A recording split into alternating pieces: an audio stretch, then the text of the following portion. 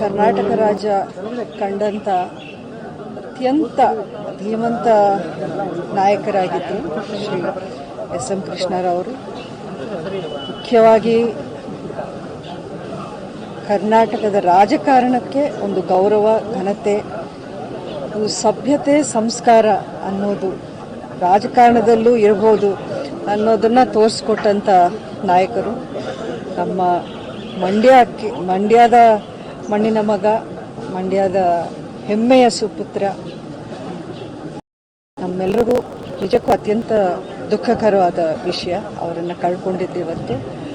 ಆ ರೀತಿಯ ಒಂದು ಡಿಗ್ನಿಫೈಡ್ ಪೊಲಿಟಿಷಿಯನ್ ಅಂತ ಏನು ಅವರು ಹೆಸರು ತಗೊಂಡಿದ್ರು, ನಿಜಕ್ಕೂ ಇವತ್ತಿನ ದಿನಗಳಲ್ಲಿ ಅಂತಹ ರಾಜಕಾರಣಿಗಳನ್ನು ನೋಡೋಕ್ಕೆ ಆಗೋದಿಲ್ವೇನೋ ಅನಿಸುತ್ತೆ.